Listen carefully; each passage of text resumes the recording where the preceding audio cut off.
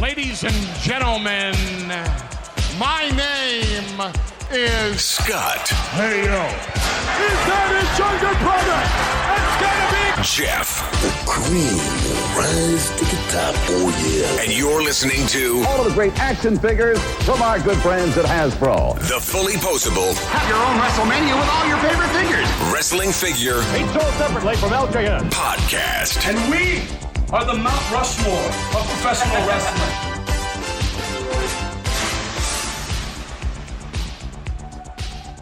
Hey, welcome to episode 230 of the Fully Poseable Wrestling Figure Podcast, the longest running episodic wrestling figure podcast going today. My name is Jeff. Thank you, good brother Mike, for calling me out for forgetting to announce myself.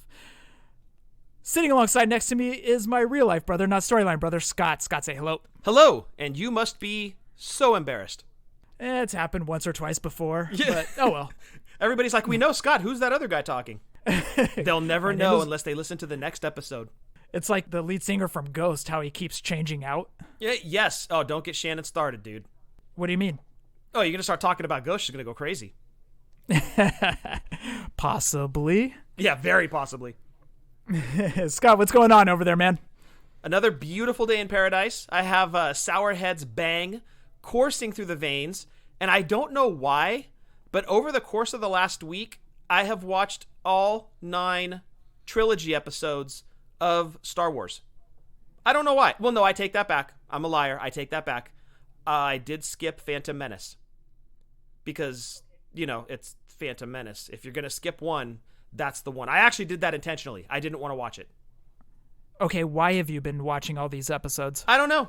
I honestly don't know. I was sitting around just looking for something to watch, and I was like, you know what? It's been a while since I've seen the original trilogy, and I haven't really gone back and watched the late 90s, 2000s Star Wars movies in a while, so I'll go check them out.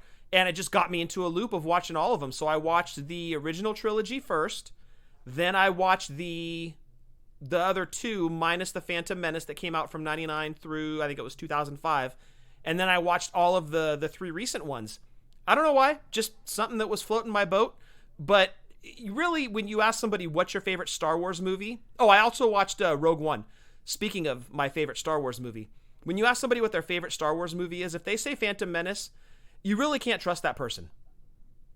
There's no wrong answer to that question unless the answer is Phantom Menace. Then not only is it wrong, but you immediately know, much like a person with 2 first names... You probably can't trust them. Just a thing to go by in life.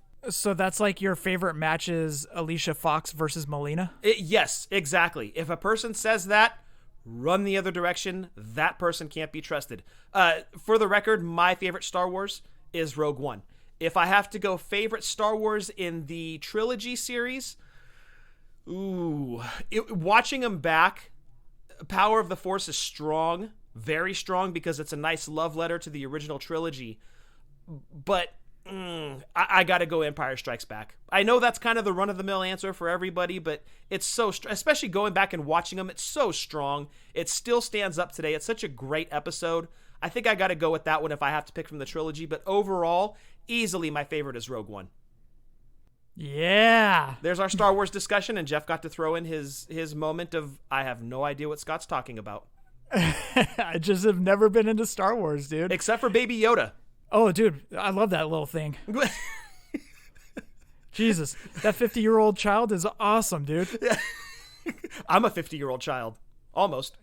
If anybody would like to get any of our t-shirts, head on over to Pro Wrestling Tees or whatamaneuver.net. And Scott, what are we doing this month? For the month of June, all proceeds from our t-shirt sales are being donated to colorofchange.org. So any proceeds that we get on t-shirt sales from What a Maneuver, every last penny is going to colorofchange.org. And in addition to that, also on What a Maneuver, good brother Mike has dropped a t-shirt, a great looking t-shirt. It looks kind of inspired by the Shield, all about unity. I love it. It's a great design that he had done. 100% of his proceeds from the sale of that shirt are also going to be donated, and those donations are going to go to the Minnesota Freedom Fund. So if you guys were ever in the market to buy one of our t-shirts or one of Good Brother Mike's t-shirts, jump on whatamaneuver.net, purchase either or. or all of them, and 100% of the proceeds that come to us or that go to Good Brother Mike are going to go to a great cause. For us, colorofchange.org. For Mike, the Minnesota Freedom Fund. Absolutely. So for the month of June, all proceeds go to those great foundations. You can follow us on Twitter, YouTube, Snapchat, and the Book of Faces at FullyPoseable, Instagram FullyPoseable's WFP. You can go back and listen to any of our past podcasts on FullyPoseablePodcast.com. Download that Podbean app if you are on the go. Stitcher, iTunes, iHeartRadio, and Spotify. Please rate and review on iTunes. Scott, this week it comes in from Jobbin' with Josh. Jobbin' with Josh has got a podcast over there. He does some great stuff. Love Josh. We had him on telephone 7. For this review, he says the OGs and it clicks off, but he gave a sweet 5 stars. He says, I couldn't say anything less than these guys are the best. The humor, the banter, but most of all, the passion is contagious. The show got me back into figure collecting after losing my collection to a poor decision in my life. You can actually hear about that story on Telephone 7. The community they have cultivated is incredible, and they take it from these two guys for sure. Keep up the good work, Jeff and Scott. We are all here for it. Thank you, Josh, so much, man. It was good having you on. It was good talking to you on Telephone 7. Thank you, Josh, myself, Jeff, and the Fig Life community. Thank you very much for the kind words. You can send us any audio questions, or anything else at all to fullyposeablewfp@gmail.com. Scott, Foco. Jeff. Yes. Do not interrupt me this week when I read this. Oh, you didn't like my rendition of the Midnight Express theme? Okay. If you can find that and dub it in to play behind when I talk, that would be fantastic. I'm glad that you found something other than the theme to Superman to sing when I do these kind of reads. That's great. I love the Midnight Express choice. But if you could just find their music, dub it in behind my talking, that would be fantastic. That's what I do every week, dude. Perfect. Keep doing that. Jeff. Yes. Do you want to prove you're the undisputed World Heavyweight Champion of WWE fandom? Of course you do. Foco.com is here to help. With Foco's WWE bobbleheads, you can visit Suplex City with Brock Lesnar and Paul Heyman, let in the Fiend Bray Wyatt, and break some glass with Stone Cold Steve Austin. Foco's line of WWE bobbleheads includes all your favorite superstars and legends from then, now, and forever, including Becky Lynch, The Rock, Ric Flair, John Cena, Seth Rollins, AJ Styles, Ronda Rousey, Andre the Giant, and more. These bobbleheads from Foco are handcrafted and hand-painted to depict the biggest names in sports entertainment, making them must-haves for fans and collectors alike. Don't miss out on these awesome collectibles. Head to Foco.com now. Jeff, one more time just for you, that's FOCO.com. FOCO.com, where at checkout you can enter code WFP10, load up your cart, and save a sweet 10%. And let's not forget, they do have that brand new Hulk Hogan and that brand new Undertaker bobblehead that are sweet. Go check them out, FOCO.com. I just got my Foco order the other day.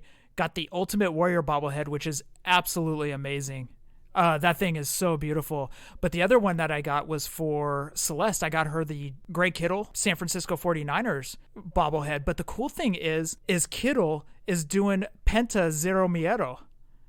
Oh. He's kind of got his hand like that because he does that during the games when he gets a first down or gets a touchdown or whatever it is. He does that hand gesture. Well, they put him in that pose. So tying it back to wrestling, thought that was really cool, man. Oh, that is very cool. And he's a wrestling fan, so money says that's where he got that from. Going back to your order from Foco, did you at checkout use code WFP10 to save yourself a sweet 10%?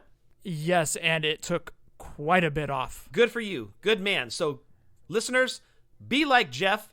Just this one time, though, because he makes bad decisions.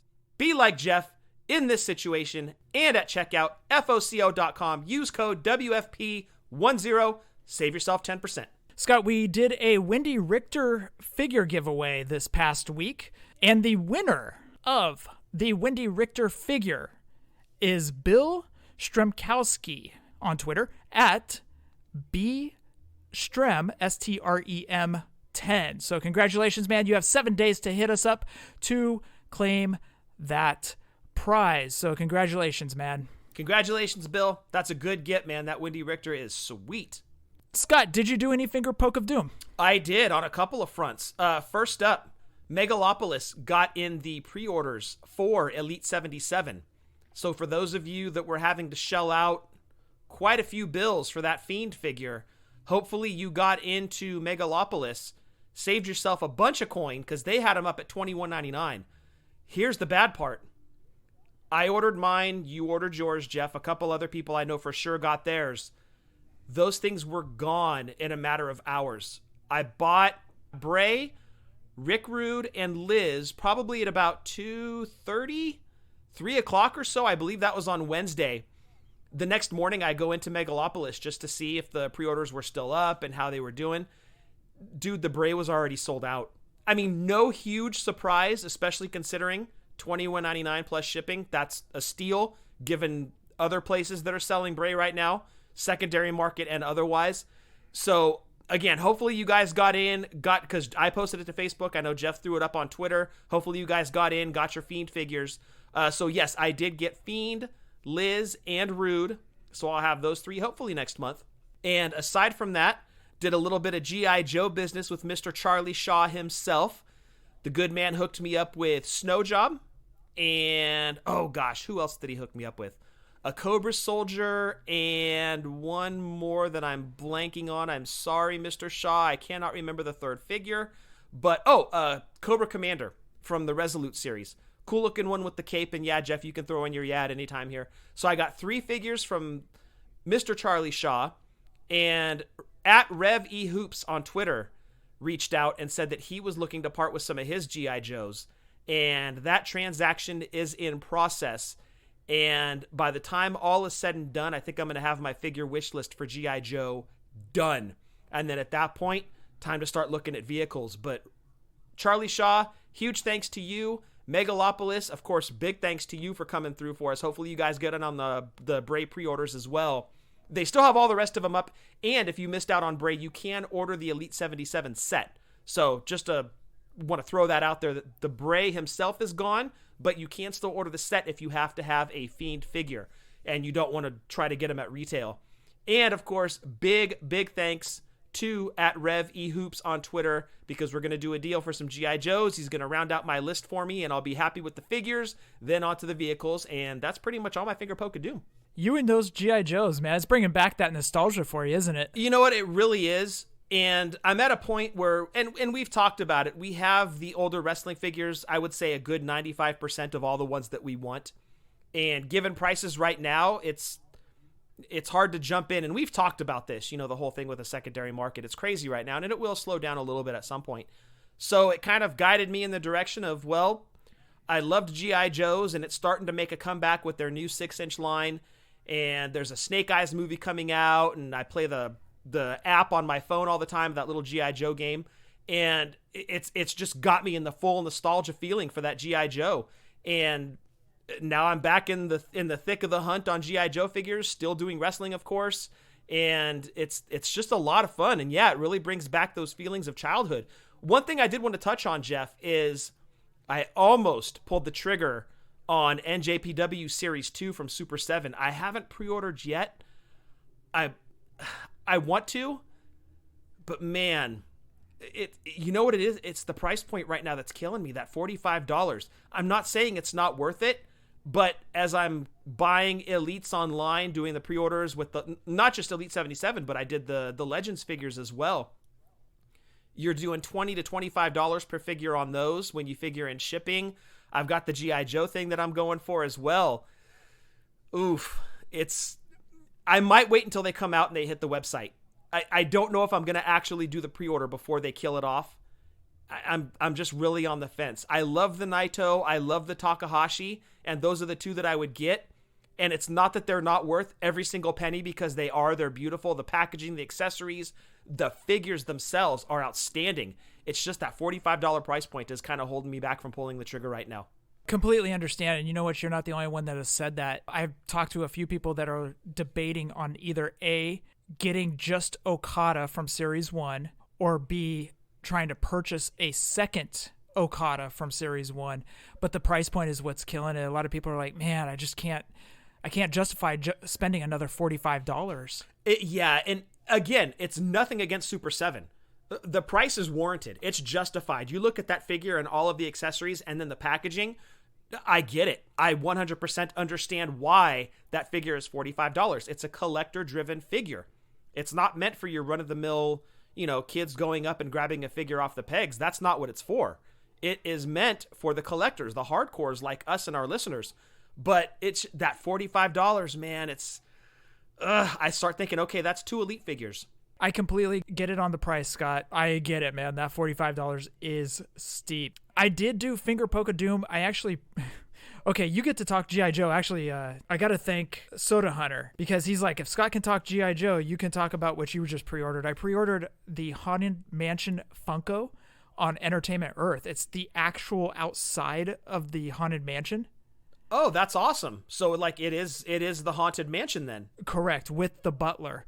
And then they had 2 others for pre-order. They were part of the, when the elevator takes you down, the pictures stretch? Yes. They were the characters from there. So I picked 2 of those up. So anyways, I've got those coming to me. Well, wait, what do you mean elevator? Those are just stretching pictures, dude. It's part of the Disney magic. What are you talking about elevator? Scott, 46 years old, and I have to explain this to you. Whatever. I'm telling Santa. Oh, here we go. It's going to be a long show. I told you, 50-year-old child. I was looking at WWF Squirt Heads. I wanted to pick up some of those because I want to get the LOD, Marty Jannetty, Shawn Michaels, and the Bushwhackers, but I'm not willing to overpay on those like what's going on right now. Somebody had a Marty Jannetty for $69.99. Whoa. Dude, didn't somebody give Marty Skrull a Marty Jannetty Squirt Head when we were at his autograph signing in Lodi? Something like that. Or a Jake Squirt Head. I know somebody came up and just handed him a Squirt Head, and we were just like, dude, that's awesome. Now, with COVID prices, even Squirt Heads are through the roof. So anyways, I obviously bypassed that. Somebody did have a loose Bushwhacker, and I can't remember if it was Bushwhacker Butch. I apologize. It was Butch. I wanted to pick that up because they had it for a decent price, but I've noticed that all my Squirt Heads are not mint on card, but on card. So now I'm trying to debate, do I pop them open and just display them, or do I just keep them on card? Ooh, yeah, that's a good one. Well, look, I didn't even know you were doing the Squirt Heads. I think that's great. They were such kind of a niche thing at the time, and I think we were a little bit old for those when we saw them on the pegs, but now that you see kind of what they're going for, it's like, damn it, we should have picked those up, just like the Pillow Buddies, man. We missed out, dude. Like, from 90 until about 95, 96, we missed out on some gems, and that sucks. Yeah. Good Brother Mike did find something the other day. He found a pristine LJN Andre the Giant Series 1 for $13, dude. It's like finding a unicorn. Kudos to GBM, man, finding that. Because every time I search Mercari or eBay, dude, it's like looking at expensive cars, I guess you could say. Yeah, and you know what? It's not just wrestling figures, dude. As I've been saying with the whole G.I. Joe thing, I can vouch for that as well. I was looking at some sold prices on Mercari from April on figures that I'm looking for, or I was looking for now. And the price difference between what they sold for in April versus what they're going for and or selling for now, it's unbelievable. It's 100 to 300% higher now than it was less than 2 months ago. I'm talking like mid-April. And you can almost look at a graph and say, okay, COVID checks landed here. And wow, look at those prices go. It's insane. And the money's going to run out at some point, I think. And that's why a lot of people are doing that, is because they're just investing in stuff that makes them happy. Why not? You've got the money, live your best life, spend it. But then you start to see the curve up of all the secondary market prices, and that's fine. We'll ride that wave now.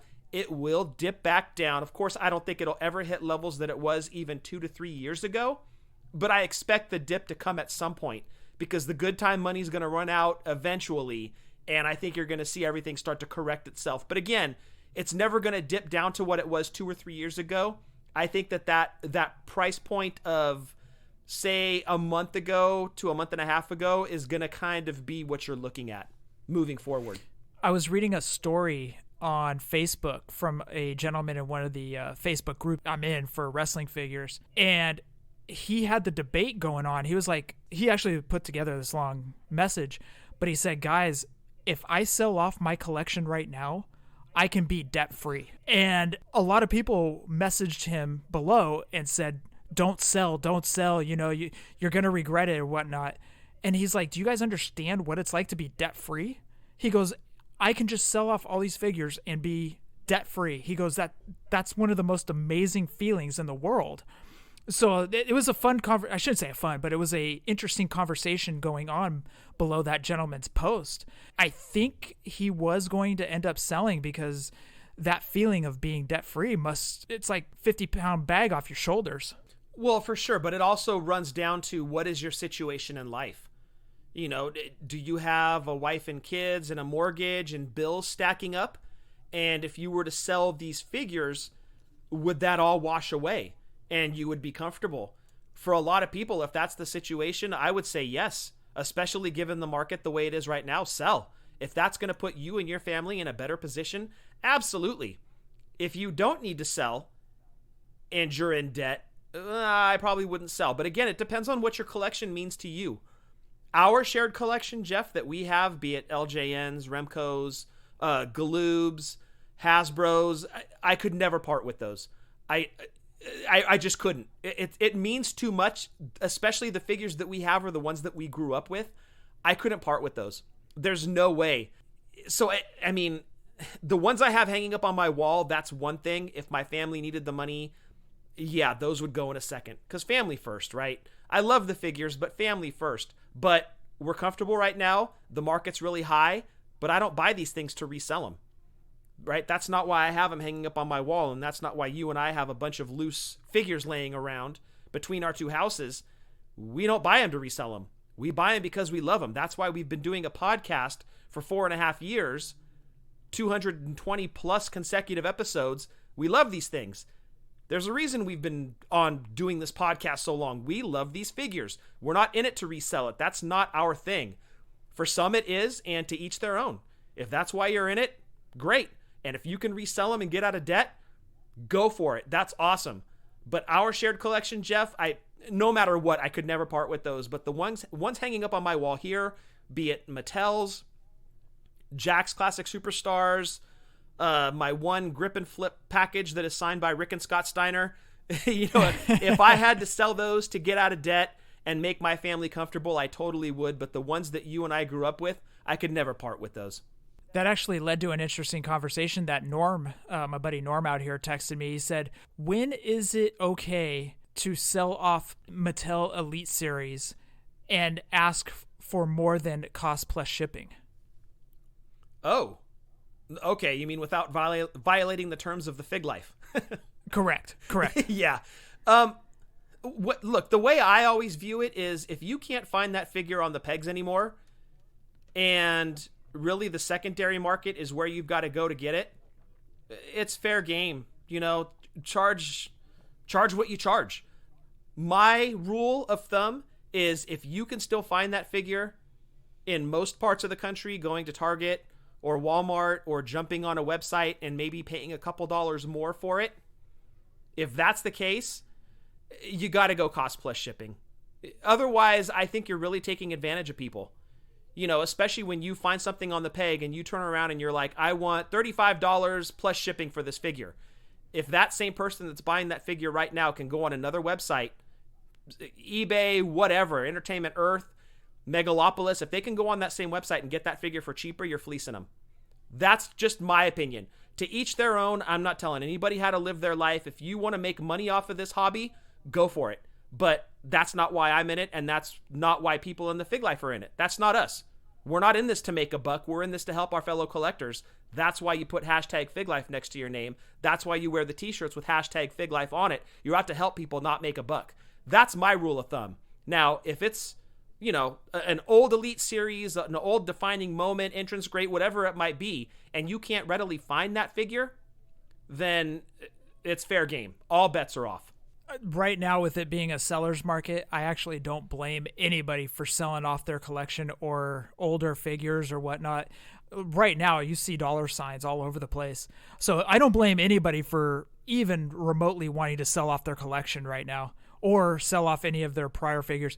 Norm kind of said it was about a 3 to 6 month or 3 to 6 series after. I say like Elite 76 is hitting shelves right now. Maybe in about Elite 79, 80, that's when you can start looking at higher prices because you can't find them. Right. And you know what? I won't pay secondary market prices until I know for a fact that I can't find that figure for either retail or a touch above retail. Like once it's gone, and then you're kind of at the mercy of the secondary market.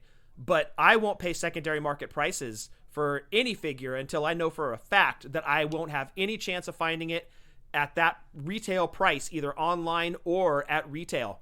People paying $40 for the Fiend, and it's not even out yet? Well, okay. It kind of is. People paying $40 for that, give yourself a shot to find it at retail first. Really, don't just jump because you have to have it now. I mean, to each their own, that's fine. Do what you're going to do. It breaks my heart to see people paying these exorbitant prices for figures when they really don't have to. You know what I mean? You've got the Fig Life trying to help people out. Just give it a little bit. Wait until somebody's like, hey, I've got this Fiend figure I just found. Does anybody need them? Watch for those posts. You're going to save yourself a bunch of money by doing that. And look, there's people paying crazy money for Otis right now. Those things are just hitting pegs. So me personally, as long as we've been collecting, Jeff, I've learned sometimes you need to hit the brakes a little bit. If you see it, buy it, but don't pay more than you need to pay. Pump the brakes a little bit and just wait out that deal. Sometimes it'll work in your wallet's favor. And also check out doingthefavor.com. They've got a great website going on over there where you can trade figures or you can buy figures cost plus shipping, stuff like that. So that's another resource that they've put together over there to help people find figures. So check them out as well. It's the legwork and Fig Life community shaking hands like the Mega Powers. So Scott, since you brought up your Steiner Brothers 2-pack, I thought it would be fun to read the Steiner Brothers theme from WCW. Now, last week, everybody agreed that Ricky Steamboat theme was hideous. Yes, but wait, why are you putting this on me? Just because I mentioned some Steiner figures, you have to read these horrible lyrics? Yeah, this one's on you, brother. Oh, okay, I see. And it just so happens that you have the lyrics printed out in front of you, but because I mentioned the Steiner Brothers figures like 5 minutes ago, suddenly it's my fault. Okay. I see. Scott, are you ready for horrible WCW theme 93? No, not even a little bit. Actually, did they have Stenerized before they left for the WWF? I believe so, yes, they did. Okay. I couldn't remember if they had it before or they got it when they came back. No, I want to say they had it before they left because I think they had like the Michigan theme or something like that. It was like college type music. You'd hear like a marching band or something play. I think they had that, and then I think it went to Steinerized, and then when they went to WWE, they had a theme, or WWF, they had a theme, and then when they came back, I think it went back to Steinerized. I think so as well. But here are the lyrics to the Steiner Brothers WCW theme song, Steinerized. Are you ready? Nope. All right. Here's the story of two brothers, Rick and Scott. Hood Slam out here has the Stoner Brothers, Rick, Scott, Scott, Rick, the Stoner Brothers. The Stoners, yes. Yeah, that's actually hella funny, by the way. Yeah, Scott, Rick, and Rick Scott. Exactly. That's their names. Is Scott, Rick, Rick, Scott. Stoner. Stoner, yes. Here's the story of two brothers, Rick and Scott. They don't use drugs, and they're always on top. But hide the time of their ability, so bow to your knees. Okay, I got nothing on that one. Wow. They take on all comers, no matter what size. Whoa. Scott, I'm reading the Steinerized theme. What? Like, dude, this Penthouse Forum, did you switch stories all of a sudden on us? Hey, you said snow job earlier. That's true, I did. Okay, continue. They take on all comers, no matter what size. There won't be any question when you get Steinerized. This is hilarious, dude. This is... Oh, by the way, Steinerized chorus 4 times. Wow. All in high school, it was easy to see. Next stop, Michigan University. Wow. Dude. These guys are like Michael Jackson level lyrics here. Examined in Wrestling, All-American, liked it so much they went back and did it again. They take on all comers, no matter what size. There won't be any question. You know the rest, Scott, right? Yes, they take on all comers, no matter the size. Did they get off the wall of the cat house? Is that where they got that lyric from? I don't know. Is this worse than the Man Called Sting theme? I would say it's on par with that one, but definitely not as bad as the Ricky Steamboat. I don't think you can top the Ricky Steamboat one. That one is ultimate cringe. Like, it's really, really bad. The Steiners one is bad, and there's a lot of innuendo in there, man. I'm like, what are they trying to say about these brothers here? I don't really like it. I don't even want to read the rest. This is stupid. Yeah. Why am I reading this? Yeah, well, apparently it's my fault. It is your fault. And plus, everybody seems to think it's hilarious. Well, it kind of is when you read those lyrics. Ted Turner had billions and billions of dollars. You think you could have gotten a better songwriter for these songs? I don't know, dude. No. The quick answer, no. No, he was investing his money in the Braves in the 90s, remember? Not WCW lyrics. Oh, good point. Good point. Right. That's a very good point. So anyways, that was the Stenerized theme. I don't know which theme I'm going to do next. I don't even know if I'm going to do any more of these. These are stupid. Ted Turner's like, do I want to pay Ron Gant a buttload of money, or do I want the Steiners to have a really kick-ass theme? Give Ron that raise. Steiners, you get this crap song. Take this. You guys will take on all comers, no matter the size. Snow job. Scott, we do have a bit of news. What do you say we jump into it? Let's talk about it. Oh, you gonna learn today.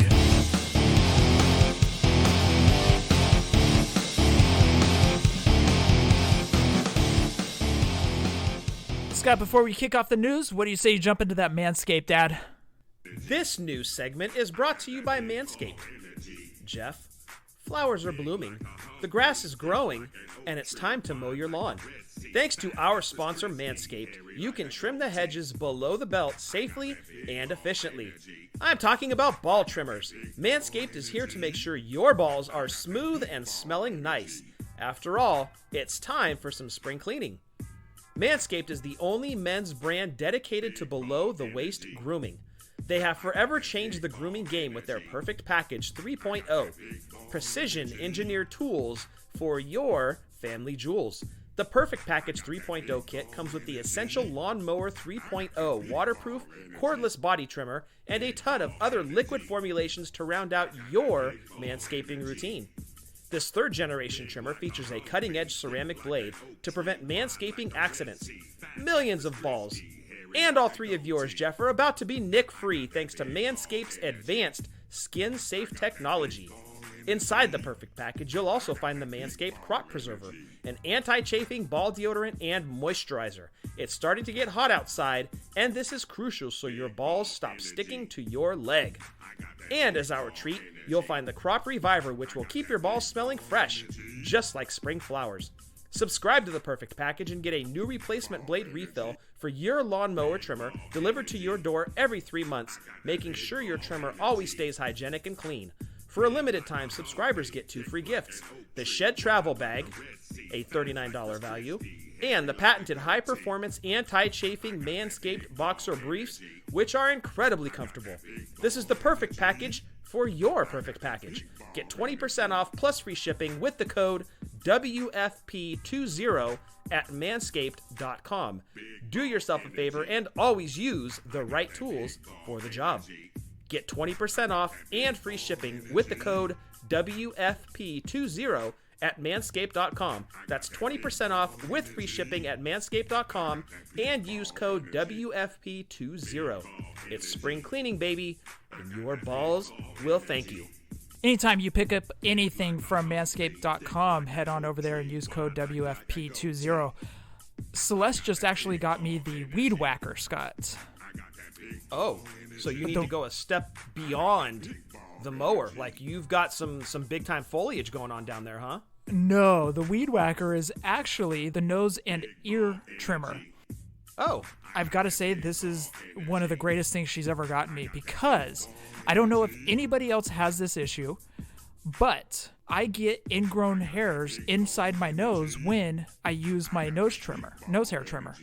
Oh, gotcha. It's not doing a good job of cutting them, and it's getting them down under the skin. Yep. Ooh. I have not had one ingrown hair inside my nose. Now, this is just a guy thing. This is something that happens to me all the time. I get ingrown hairs. Dude, I have not had one since using the Weed Whacker. So that nose and ear hair trimmer, it's beautiful. I love that thing. I can't say enough great things about it, man. Not one ingrown hair, and that's like a first. Nice. Okay, well, there you go. I highly recommend the Boxers. I talk about it almost every show. The Boxers are super, super comfortable. And now I need to go. I'll probably get a couple more pairs of those. But now I definitely need to go pick up that nose hair trimmer because I need another one too. Mine's, gosh, I think it's almost as old as my oldest daughter. I think I got it in like 2002, 2003, something like that. So I'm long overdue. I haven't gotten the ingrown hairs yet on my nose, and I don't want them. So I'm definitely due for one, so I'm going to go pick that one up. The Weed Whacker, you said it's called, Jeff, right? The Weed Whacker, yes. Go and grab that one, dude. It's $30, but if you use our code, you get 20% off. So there you go, dude. And free shipping, WFP20. There you go. Yep. Scott, jumping into the news, San Diego Comic-Con came out with some news this past week. Yeah, so everybody gets to go to Comic-Con this year. As we all know, they canceled it a few months ago, said it's out because of the epidemic going on. So Comic-Con is physically canceled, but everybody can attend Comic-Con from the comfort of their own home. No parking, no having to pay concession prices, and the best part, no crowds. So you can view all of the exhibitions, the panels, the interviews. There's going to be a hall that you can go into and purchase the exclusives, the toys, all that good stuff, which I'm sure there's going to be one from Mattel. But everything is going to be online, so definitely go check out San Diego Comic-Con at home. You can even print out badges at home if you want, so you can be all official, sitting in your comfy couch, sipping on your own drinks, no line for the bathroom, nobody bumping up against you, everybody's got deodorant on. It's a wonderful thing, so Comic-Con at home this year. But they have announced next year, it is definitely back on. No matter what, it's back on next year. It is back on next year. So now, right, we get to start with the rampant speculation. What's going to be the exclusive? What are they going to show? I don't know yet. There's a lot of stuff you can throw out, but given that they were going for these crazy gimmicks for a few years with their exclusives, and then last year they threw Macho Man in there, it was like, okay, well, there goes that theory of like a crazy gimmick every year. So Isaac Yankem, Shockmaster, okay, and then they throw in Macho Man. Well, you got to throw out that theory that it's always going to be a stupid gimmick or a crazy gimmick. Shouldn't say stupid. Man, I'm still trying to think. I don't know who it's going to be. I have no idea, but I'm sure we'll find out very, very soon because we're about a month and a half out from Comic-Con. It's about the third week of July. So we'll be finding out very, very soon what that exclusive is going to be. But I think more so than the exclusive, I'm excited about what reveals they're going to have. Skinner. Really? That's your big name? That's the exclusive. That's the exclusive is going to be Skinner. Yeah. Okay. Well, all right. Well, then I'm going gobbledygooker. We're finally going to get that figure. You've said that every year we've done this show. Do you remember back in the 90s, every time there was going to be like a mystery partner, every time I was like, it's Ultimate Warrior. Yes, and we talked about this, and every time there was a King of Ring and we put our money down, we placed our bets, yours was always on Ahmed Johnson. Ahmed Johnson. He was a bad mofo. Even when he wasn't in the King of the Ring, you still put your money down on Ahmed Johnson. He was going to be a mystery reveal as like the last participant in the King of the Ring. Ahmed Johnson was a bad mofo, and I will go to my grave saying that, yes, he was injury prone. I don't care. Ahmed Johnson was a bad mofo. In fact, you know what? He's my pick for the San Diego Comic-Con exclusive. It's going to be Ahmed Johnson, and if it's not him, it's going to be RoboCop. Ooh, good call on that one. No, it will definitely not be RoboCop, dude. No, I love that idea. RoboCop. That is a great idea, Scott. Okay, so if you just had to pull one name out of the sky that they're going to show, right? We've had some surprises the last few years, be it Freddie Blassie, be it Gorilla Monsoon. I'm not talking Comic-Con in general. I'm talking about when they do these big reveals. They've really pulled some legends out of the air and been like, dude, I didn't think they're going to make a figure of him. So if you had to pull like a name out of the air, and they were going to hit us with a name to surprise us with, who do you think it's going to be? So, okay, we're getting Ronnie Garvin. That's for Steve over at the PPW podcast. He hates Ronnie Garvin. Wow. Okay. Ronnie Garvin, huh? Okay. We're getting Ronnie Garvin. Okay. Hands of Stone, former champion. We're getting Ronnie. All right. Well, you're going to go crazy and pick Ronnie Garvin. Oof. Okay. I'm going to go with the Fabulous Freebirds. I'm going to say that we're going to get a Michael Hayes and a Jimmy Garvin figure. I think we're going to get Freebirds. They're Hall of Famers. I'm going to say we're going to get the Fabulous Freebirds. Okay, no Rock and Roll Express or Midnight Express. I don't think so, dude. I don't think so. You look at the guys that they've surprised us with the last few years. Blassie, Gorilla. They're doing another Bobby Heenan legend. They did Rick Rude this past Elite Series. They've done Elizabeth. You know what? Actually, I take that back. I'm just joking around. Honestly, I think we're going to get the Jeff Jarrett. I have a feeling Jeff Jarrett's going to be Kapanen. Excellent call. Excellent call. Yes. Okay, I wonder if we're going to see any ECW figures pop up. Like any ECW era, not like late 2000s WWF or WWE ECW. I'm talking like 90s ECW. Maybe. That's definitely a good chance. I hope so. Yeah, maybe some Attitude Era, maybe some ECW. Yeah, it's a tough call, man. They've kind of been surprising us, but it seems to be with the WWE Legends. They really push Hall of Fame. So that's why I'm going to think Fabulous Freebirds. I'm really, really hoping Fabulous Freebirds. Okay. Or let's go Captain Lou as well. Ooh, getting an 80s manager in there, huh? Yes, I'm really liking the manager swing that they're doing. So we've just kind of done the tip of the iceberg with Blassie. And now we're getting, again, Heenan in the Legends line in his Weasel suit. So let's keep pushing that trend. Give us Captain Lou. In addition to that, though, what about AEW? Because AEW is going to have a showing there, for sure. With Jazzwares. Jazzwares will definitely have a showing. Good question. Maybe Series 3? I'm going to guess Luchasaurus and Jungle Boy. We're going to see figures of them. Have to, right? I would think so, yes. I mean, Luchasaurus, the guy, much like The Fiend, that guy was made to be an action figure. I've got to think that we're going to see Luchasaurus and Jungle Boy at Comic-Con. And I've been talking to a couple people, and I've got to think, because they've recommended it as well, I've got to think we're going to get a hint of some legends coming in. We know Jeremy's bread and butter was Classic Superstars with Jax. That revitalized the line. You've got to think that's on their radar. I don't know if this is a situation of it being too soon, because the figures haven't even hit the pegs yet. It might be. Maybe we'll find out about it next year. But you got to think that the AEW line from Jazzwares is going to dip its toes in the Legends water, right? It was such a hit with Jax. Jeremy's heading up this new brand. That's his bread and butter. You've got to think they're going to be doing the Legends. Oh, definitely. That's going to be happening. I think Jeremy basically confirmed it. And Arn and Tully. I mean, what two better guys to kick that off? The Brainbusters. Legends. Scott, sticking with Mattel, and then we'll jump over to AEW. Wargames playset. Did you see it? I did. So I saw the pictures start popping up on Facebook. And somebody had put on there that they saw it on the UK toy website, Smiths or Smythes. I'm not sure how it's pronounced. So I immediately jumped onto their website, looked it up. This is it looks like the basic rings, the smaller basic rings, much like what you got with the Dusty Rhodes figure a few years ago at Target. And it's a Wargames playset, exactly what it says. Tables, chairs, all of the accessories you could want.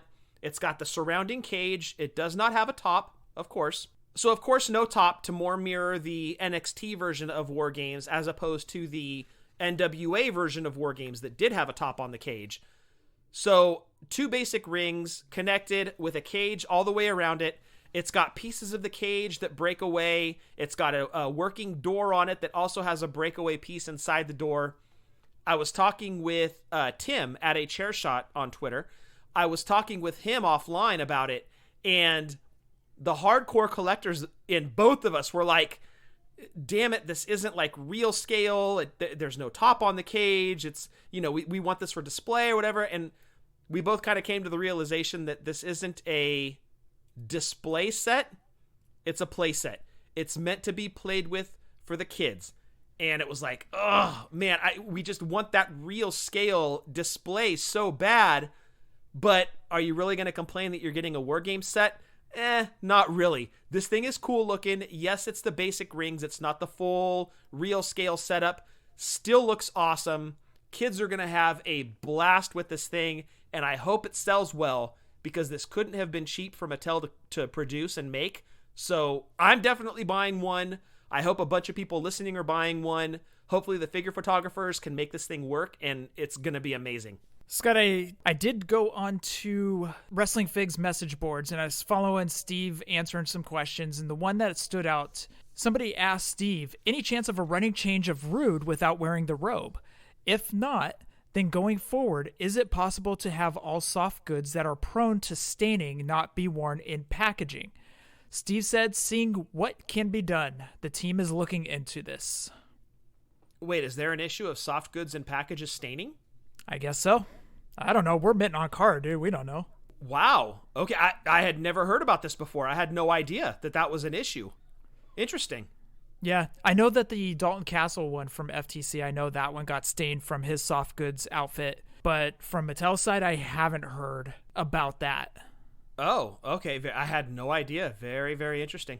Scott, there's this toy store out in Delaware called They Are Action Figures. I've actually been following them on Facebook and Instagram. They sent out a picture the other day, and on this picture it said, they put the caption, when I get bored, I just start ordering whatever. Well, they showed the list of what they were ordering. They were ordering a bunch of stuff, and one that stuck out to me was the Maury Povich game, You Are Not the Father. Can you believe that they're actually making a Maury game? Finally. An excuse for me to take a board game into the bathroom and prove if I'm the father or not. Finally. They finally took my idea. And then they also decided to do some Uno games and some WWE figures, of course. So, one that popped up on here was the Ultimate Fiend. Ultimate Fiend had actually popped up on a screenshot prior to this, but they were placing their order, so we're getting an Ultimate Fiend, dude.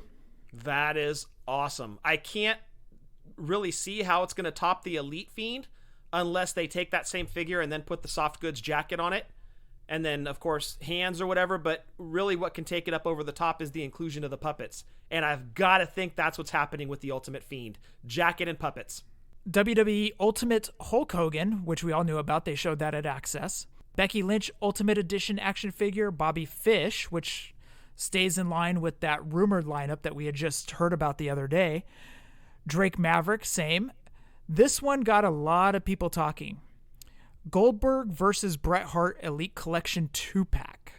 Would you like to guess what the accessory is going to be in that 2-pack? A hockey jersey. Well, I would imagine that Bret's probably going to be wearing that, but he's got to have a cookie sheet accessory, dude. I'm thinking he's going to have the steel plate. Yes. Somebody did say that they heard on the message boards, and I didn't see this, but they said that the WCW tag, US, and heavyweight titles will be included in the packaging. Stop it. Seriously? That was rumored on the Figs message board. Wow. Okay, I'll take that with a grain of salt then, but if there is any truth to that rumor, that is going to be sweet. So, Bret and Goldberg 2-pack. I mean, he has to be wearing that cookie sheet, right? Have the hockey jersey to the side, have the cookie sheet on Bret, and him wearing his jorts. Yes, 100%. Oh, I'm sorry. We need to get back into character. We can't say cookie sheet. That was actually a very, very hard steel plate because Goldberg would not render himself unconscious on a cookie sheet. No way. It was definitely a very, very hard metal plate. After that, Io Shirai, which also falls in line with the rumored lineup, and Matt Riddle Elite figure. So those were the figures that popped up on They Are Action Figures Instagram. The Goldberg and Bret, dude, I was kind of indifferent on it. I didn't know how to feel about it, dude. You know, that the kick that ended Bret's career, you know, it was just kind of that feeling like, oh, I don't know why they're touching this. But at the same time, we're getting a different looking Bret. We've already had a Bret in the Jax Classic where he was wearing jorts. Yes. But this is going to be him wearing the steel plate because why else would they make this 2-pack? Oh, right. Why would they put Brett with Goldberg? It was only memorable for one thing, and it was that steel plate incident. Well, yeah, and when I think of the Brett Goldberg feud, I really don't think about him ending Brett's career. I think of that moment where he ran into the steel plate that Brett had on. So it makes a lot of sense that would be a 2-pack. Scott, you were talking about Smith's Toys. They showed off an AEW Basic Ring with Cody figure. He will be in silver and blue, so he'll be different from his main run figure. That also popped up on Smith's Toys website in the UK. Scott, we need to go talking to the listener. What do you say we do that? Let's talk to him. And I just want to hear from my people. Tell me, can I hear from my people? I just want to hear from my people. And I just want to listen to the listener. Scott, first question comes in from Joe. I want to get both of your opinions on new figure release coming our way. That figure would be Elite 77, The Fiend, Bray Wyatt. I feel like when it was first announced, or even before that, a lot of customs were being shown online already. When the figure was finally shown in package, I just wasn't excited. A lot of customs I've seen already look so much better, which is nuts. I think the head and hair could have been better. And even the lantern doesn't look right. The SummerSlam choice for this figure brings it down. I might only be purchasing the Rick Rude and Viscera from the set. Curious to hear what you guys think. Joe. I actually like the figure, and we had talked about it last week, and initial reaction when I saw it was, okay. But the more I've looked at it, I actually really like it. And Joe's right. There were a ton of customs that were being done, and not just in Mattel scale, but people were doing Hasbro customs of them too. And they all looked great. It's one of those things. This is Mattel's first Fiend right out of the gate. I'm sure Mattel is going to release a slew of Fiend figures. He's probably going to be in their next top picks assortment, if I had to guess. There's going to be a lot more. This is the first offering of the Fiend. I think it's really good, and I think it only gets better from here. We're getting that Ultimate Edition that you just discussed in the last segment, Jeff. I'm sure that one's going to kick ass. It's going to look awesome. I'm not disappointed with this one at all. I think it looks good. I really like it. I bought one for myself. I bought one for Peyton, and I'm looking forward to getting it. I did see the shots of people that got theirs and opened them up, and I'm satisfied with it. For the first Fiend figure right out of the gate, solid offering by Mattel. And anytime you have somebody that's really good at doing custom work, a lot of times they can put a lot more attention and detail into it, and you'll see a lot of really, really good customs, and then Mattel comes out with something you're like, I've kind of seen better. But I think Mattel is only going to get better with their Fiend figures. But I like the first offering in Elite 77. Before you called tonight, I was talking to Keith Baracus. Oh, okay. I was talking to him on the phone, and he goes, you know what? He goes, they're going to pace themselves with Fiend figures. I mean, we have the Ultimate coming out. We've got the Elite coming out. He goes, Mattel just needs to pace themselves and do things right, like add the jacket, fine-tool the lantern, make the puppets. There's so much that can go into this one figure. Yeah, but slowing down, that doesn't seem to be Mattel's MO. Look at how many AJ Styles figures, Finn Balor's, John Cena's, Seth Rollins, Roman Reigns, the list goes on. They just continue to pump them out. And Mattel just releasing this Fiend figure that now has turned into such a hot commodity. And yeah, it's his first one. Future releases of the Fiend aren't going to sell anywhere near as well as the first offering did or is going to. But slowing down is not Mattel's MO. They never do that. They'll get sales out of Fiend and they'll be like, oh, there's money to be made here. We're not going to leave any on the table. Start pumping out those Fiend figures. So while I think he's right, man, that just doesn't seem to be the way Mattel does things. When they see a guy as money, they're pumping those figures out. I don't mind the figure. I like the body type that they were able to capture because that's Bray's body type. It was such a unique looking body type that I think that they did a great job capturing that look. Thank you, Joe, for your question. Scott, next question comes in from Josh Thompson. Hey, Jeff and Scott, JT here, back with that weekly question. This week I wanted to follow up on something a viewer asked last week on how you guys approach wrestlers who have done bad things when it comes to collecting. Here's my personal take. It depends on what the person did. If the wrestler did something awful, whether it be kill someone or say something racist, I'm probably not going to support them.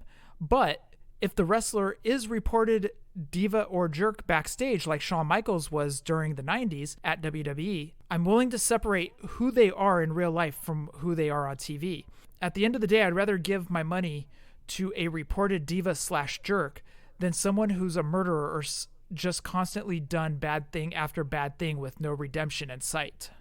Well, there you go. And I had kind of asked people to weigh in on that because I guess it is kind of a touchy/controversial subject. Who do you support based on what they did? So thank you, JT, for sending that in. That is a touchy subject, man. Like, I know when it came out with Hogan said what he said, I put away my Hogan stuff because, like, I was going to the gym and I bought the Hogan cutoff sleeve shirts and I put those away, dude. I just didn't feel right wearing it. But at the same time, like, if I see a Hogan figure, like, I purchased the Storm collectibles, but wearing Hogan stuff out and about, I can't bring myself to do.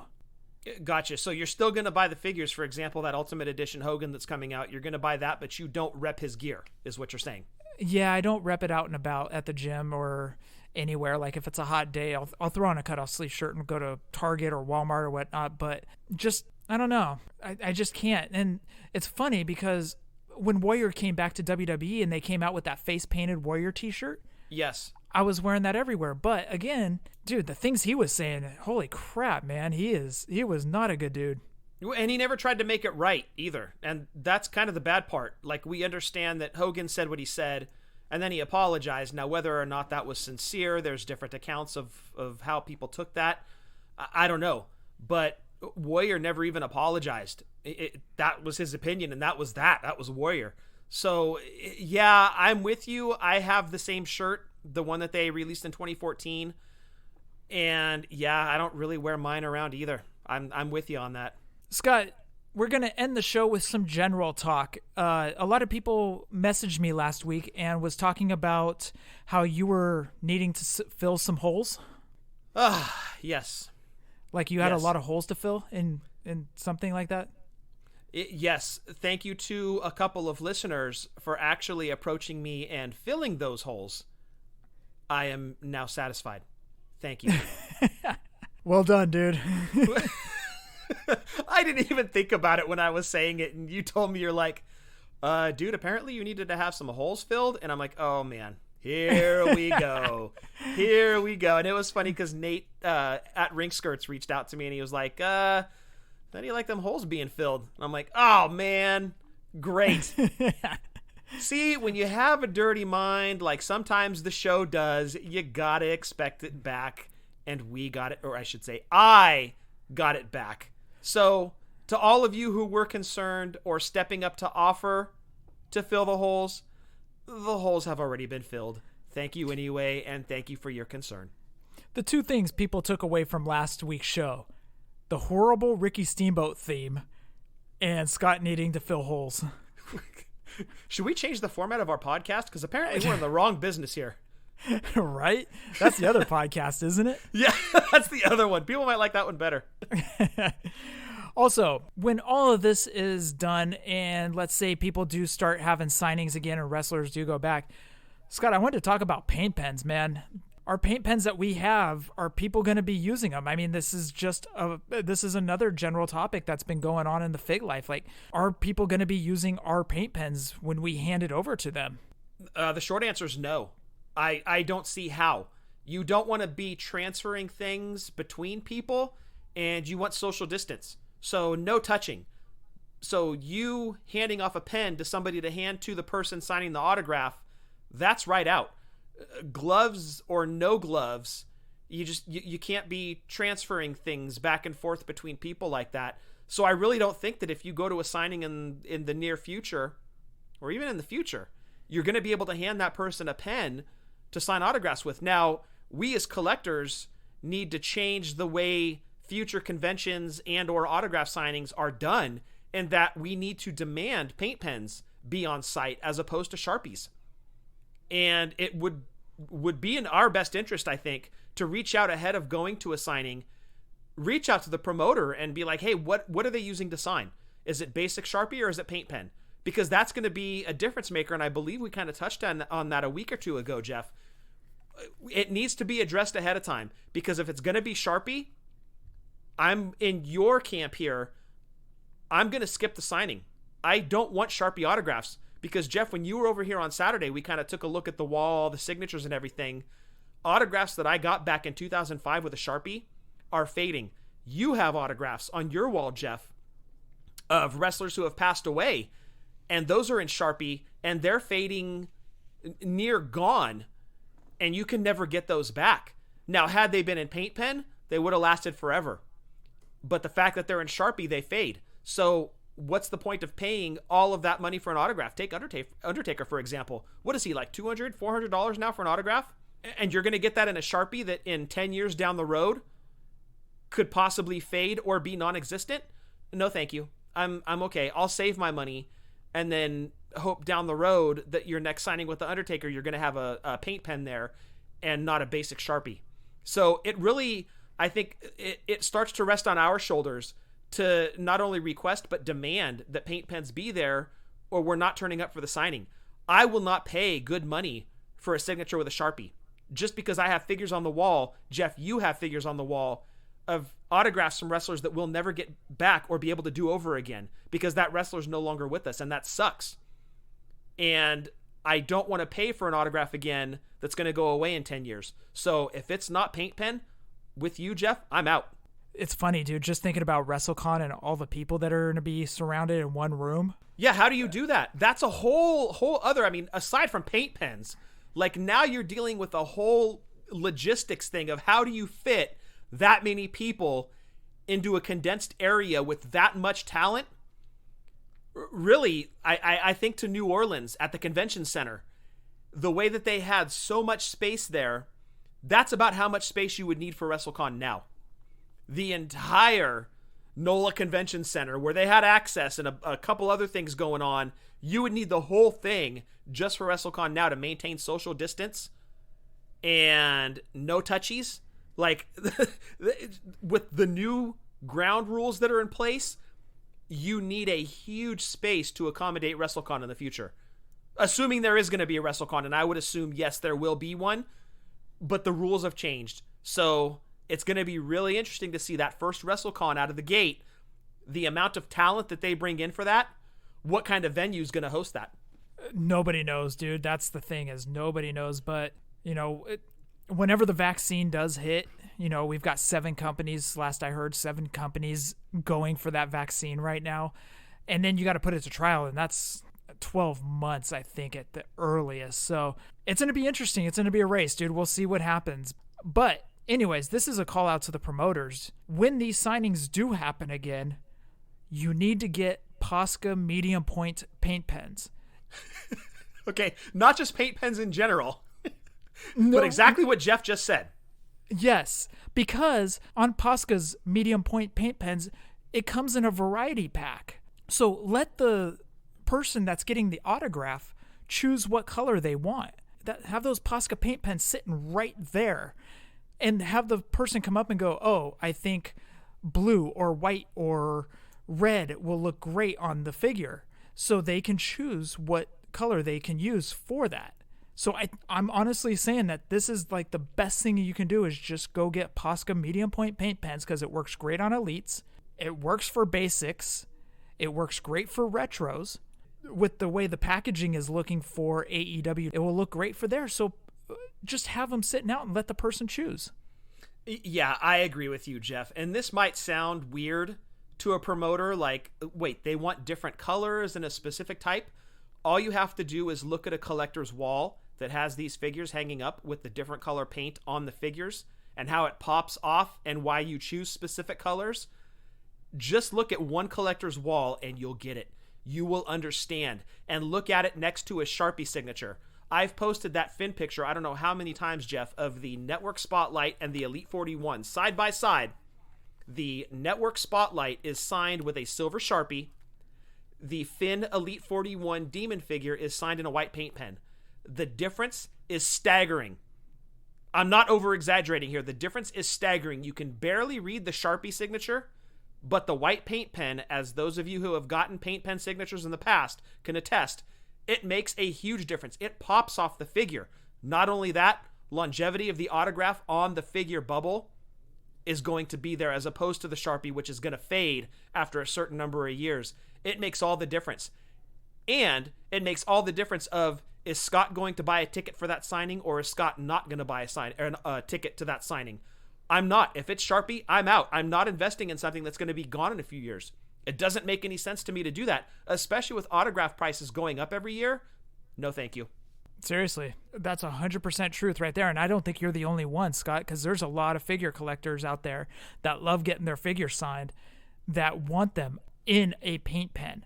Like you said, you're not going to get the autograph, so that's $20, $25 right there gone. I wouldn't get an autograph. That's $50. That just adds up after a while, because there's going to be a few collectors behind me that are going to be disappointed that their figure got signed in a Sharpie. Well, for sure. And look, we're not being snobs about it. We're not being elitists. Yes, we are.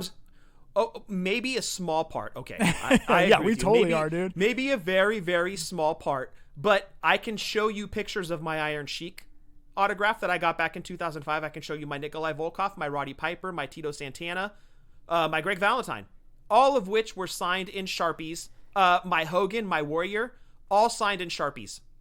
Then I can show you paint pen autographs to where they are still, however many years later, popping off of the figures while the Sharpies are fading.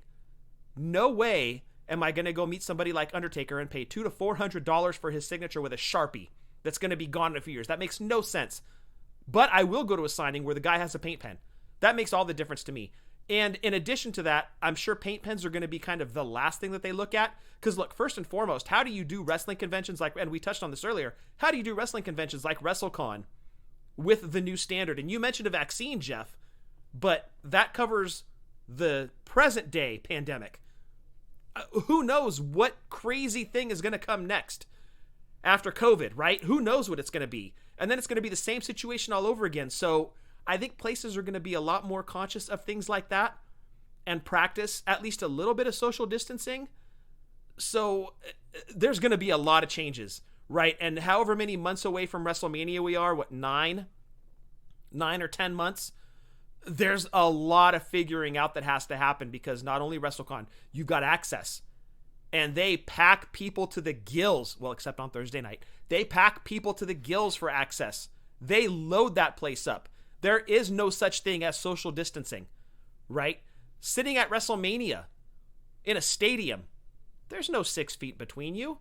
You're lucky to have 1 inch of space to the person next to you, right? So there's just so much that goes into figuring out the next big wrestling signing.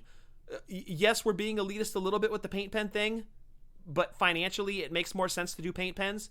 But just figuring out how to maintain rules to keep people separated and social distance, and it's insane. And I'm glad I'm not that guy trying to figure out that next big event where you're having a bunch of talent like WrestleCon, like Access, where you're trying to figure out how to maximize the people buying tickets versus trying to maintain social distancing and all those healthy things we're supposed to be doing right now. These are some general questions that were going around in the Fig Life. We actually talked about the other one I had listed about secondary market, but we've already talked about that one, so we won't go back into that. Paint pens and Scott filling holes were just some general topics we wanted. Yeah. We need a shirt that says Scott's filling holes. That's it. Taking souls and filling holes. Wait a second. What do you mean by that, Undertaker? Scott, that rounds out the show. Everyone head on over to Wrestling Toy Tracker. It was kind of cool when Good Brother Mike found the Andre the Giant. He took a side shot of what Wrestling Toy Tracker said the loose price for the Andre the Giant Series 1 LJN was, and what Good Brother Mike found it for, and he put it side by side and sent it over. He goes, hey, did I do a good job? Check out Wrestling Toy Tracker if you are in the market for LJNs, Hasbros, Galoobs, Defining Moments, Retros, Just Toys Bendums. Go check that out. WrestlingToyTracker.com, Instagram, and Twitter, toy_tracker. Scott, Eagle Moss. If you have a pop culture or WWE fan in your life and you're looking for a gift for that certain someone, look no further than Eagle Moss. You can follow him on Twitter at HeroCollector_. I got my and you got your ring display, Jeff. It comes in 2 separate boxes. It's 2 pieces of the ring that you put together. You can display your statues in them. Eagle Moss makes these great WWE statues, legends from past, There's current stars, incredible lineup. You'll love them. And it's not just WWE. They've got a bunch of other properties, a bunch of other licenses under their umbrella. Pop culture, WWE, you name it, they've got it. Give them a look on Twitter at HeroCollector_. If you have pop culture or WWE fans in your life and you need a gift for that certain someone, look no further than Eagle Moss. Going to throw it back to the podcast buddies. I'm going to add a couple more at the end. Breaker and Bane, though, kicks this off, and go listen to them. Breaker and Bane's Power Hour. Over there, Scott, you were on first, and you told the story. Yes, and I'm not going to go into it here. That is a Breaker and Bane exclusive. Go check it out. You did a good job on there, dude. I mean, I was better, but you did a good job. Well, thank you. Thank you. I appreciate that. Wait till you hear part 2. You're going to be like, man, he won up to me again. Go check out Breaker's side project, Back to the Nintendo, as well, where him and his tag team partner, Brett, play old school Nintendo games on the air. And Scott, doing the favor, over there, this gentleman, Eric, does an amazing, amazing job. And Barry. Of the stuff that he does over there. I'm bearing the hatchet with Barry. I am extending my hand, and I'm going to pat him on the back so I could see where I could put the knife. But I'm going to shake his hand first. You're so noble. Actually, people actually thought him and I didn't like each other. And I was commenting on a couple pictures that he had posted on Facebook. And people were like, wait a second, you guys actually like each other? You're so convincing. I was like, the gimmick worked, brother. We got over.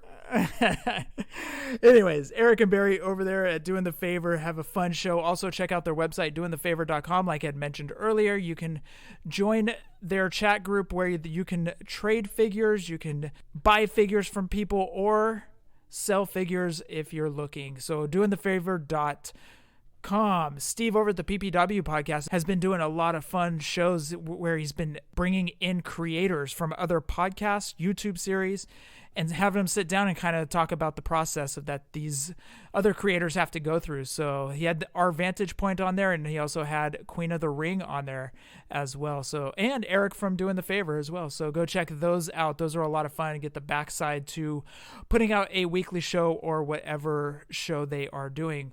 So check out Positively Pro Wrestling podcast. Each week, Marty and Sarah welcome in their buddies. Ryan Buds does trivia with Buds daily, so download that on iTunes as well. And Scott, Drunk Wrestling History. What's up next? Yep, so we have Vince Failures up. And as we all know, Vince has way more home runs than he does strikeouts. We got to give him a little elbow about the strikeouts that he's got. So we're talking Vince Failures. And give us a follow on Twitter at wrestling_drunk. We've got a t-shirt up over at What a Maneuver. So give us a look, give us a listen. We talk history of wrestling, but we do it while we're drunk. And you guys also put up a YouTube watch along.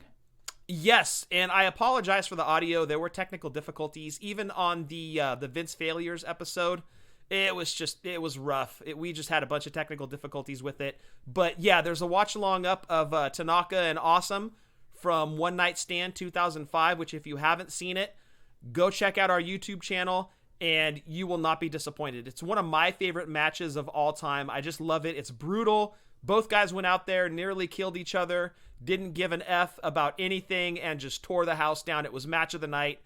So yeah, definitely go check out. We do have a couple YouTubes up of our Zoom off of our last set of recordings. So give us a look, YouTube. You can download our podcast wherever you download Fully Poseable at. And we are on Twitter at wrestling_drunk.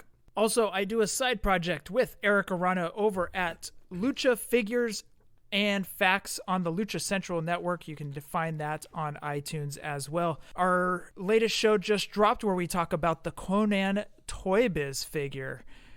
I expressed my feelings about Toy Biz. Have you changed your opinion on the Conan figure? There was this one cool little thing. So the trash can that comes with the Conan figure actually folds. So like right.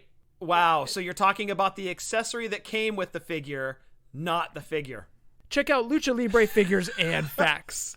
Also, I was also on the Ringside Rant podcast with RJ, and that was fun. We also did a Mike Awesome and Tanaka match from November to Remember 99. That was a fun match because RJ was there, so we actually talked about that. And also, I want to give a shout out to Rucker over at Boots to the Faces. Rucker is a hilarious dude. So check out those two podcasts as well. Scott, roll call. The amazing, the incredible Jason Wolf. Give him a follow on Twitter at JasonWLF. If you need artwork, Jason is your guy. He's been our artist for years. We love him. He's never disappointed us. He's come through for us with flying colors every single time. I can't say enough good things about not only Jason, the artist, but Jason, the person. Hit him up if you need artwork. You will not be disappointed. Give him a follow on Twitter at JasonWLF. I want to throw it out to Pollyanna DIY. His t-shirts, his pins, his merchandise is top notch, produces great stuff, and he's a great dude. Give him a follow on Twitter at Pollyanna. That is with 2 N's, DIY. I built it up last week, Jeff. I mentioned that Nate on Twitter at Ringskirts had a project he was working on that he hadn't yet revealed, but he had shown us a few sneak peeks of it. He had since done the reveal. He did a WrestleMania 9, which you remember was at Caesar's Palace in Vegas. He has done the WrestleMania 9 set. The ring, the barricades, the Caesar's Palace columns, and the roof. He did it all. He put a top above the ring. He put Gorilla in the toga, or whatever it's called, the robe. He had the horrible Rusev peg warmers as the strong men that would carry the dudes down to the ring. I can't say enough good things about the work that Nate does. When you talk about figure photography, you've got guys like Nate that just go above and beyond, and their attention to detail is incredible. And Nate, with his most recent WrestleMania 9 project, did not disappoint even a little bit. Man, like I said, I just can't say enough good things about him. I was blown away on the video that he took, some of the pictures that he sent of the narcissist in the ring with the mirror and unbelievable. Give him a follow on Twitter at Ringskirts. I always call him the Great Nate because his work really, really does set him apart and makes him the Great Nate. Ralphie Vibes, give him a follow on Instagram as well. Ralphie Vibes is on Instagram at Elite Figure Vibes. That's VYBZ. Hell of a figure photographer. Hell of a guy. V-Trigger Figs. Give him a follow on Twitter at V-Trigger Figs. And Jeff, that rounds out roll call. V-Trigger Figs is also putting up a giveaway next week, so we'll announce that here shortly. Scott, for episode 230, anything else? Stay healthy. Stay safe. Fig life since 2016. And happy toy hunting. I want to thank everyone for tuning in to episode 230, hashtag FigLife. Adios.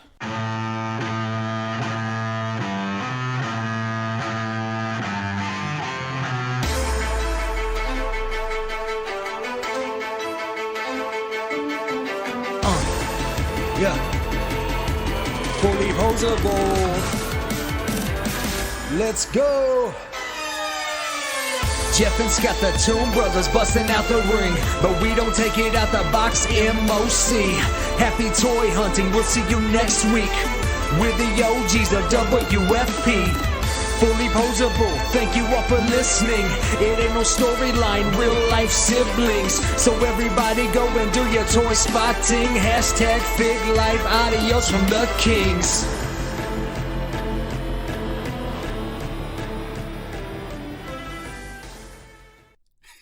Yeah!